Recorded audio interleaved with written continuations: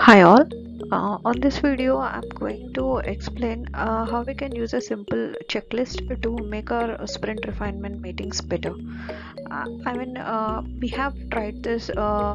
I personally have, practiced this in my organizations, wherever three or four organizations where I've worked so far in the role of Scrum Master, and it had always resulted in having a good clarity, having good output from the refinement meetings.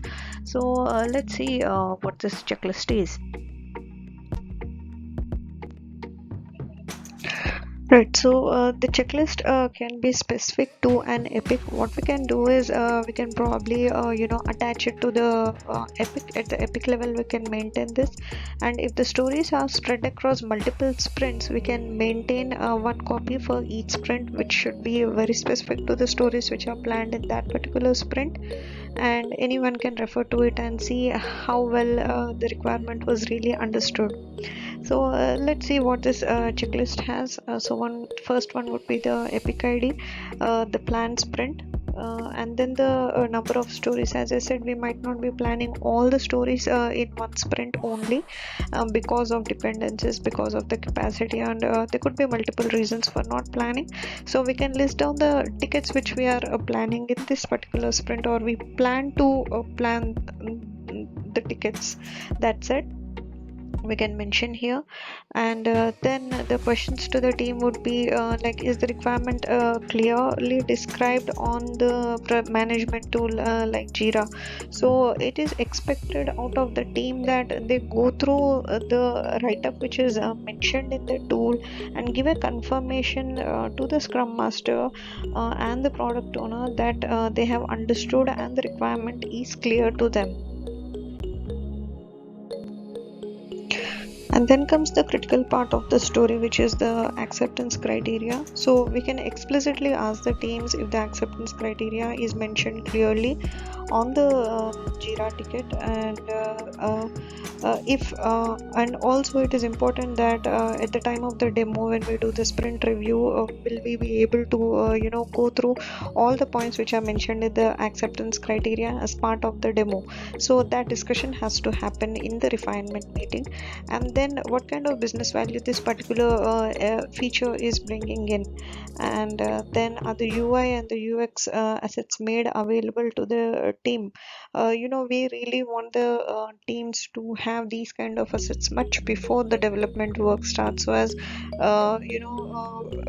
not to do rounds to get a clear understanding of the UI part while doing the development, right?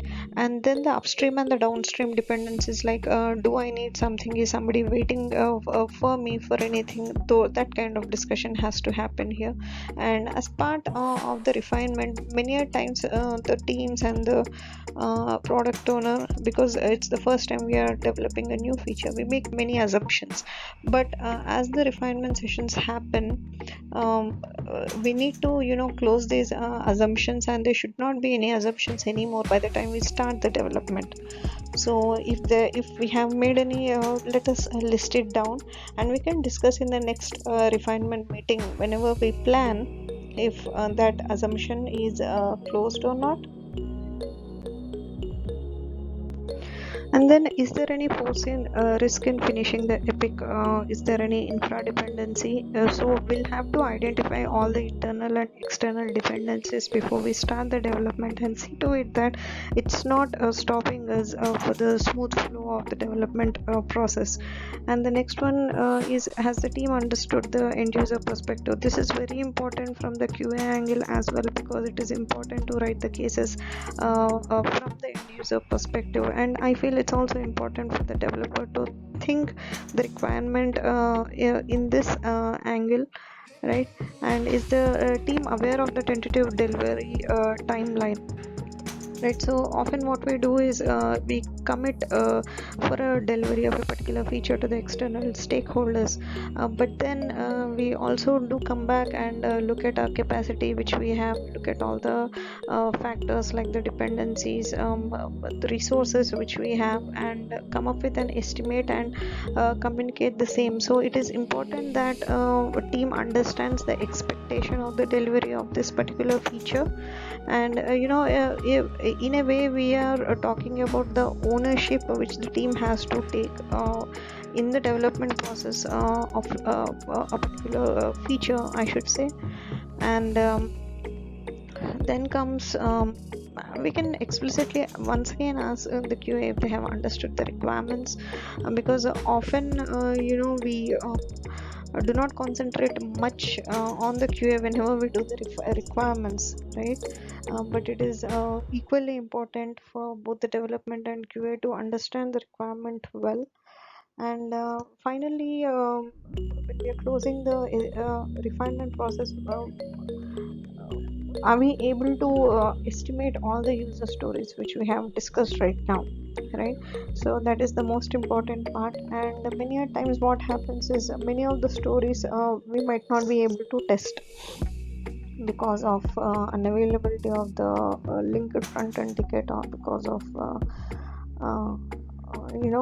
some or the other dependencies. So we'll have to identify such tickets and make a list of it, so that we won't be surprised end of the sprint that okay, I planned for 10 tickets, but I could test only 3, so my output is 3 and the remaining 7 are blocked because they could not be tested. But it's not a surprise, right? We have planned it that way. So let that information be clear on the epic on all the sprints. So try using this checklist whenever you do the refinement. Do it for every refinement cycle. It will be really helpful. Yeah, give it a shot and see the impact.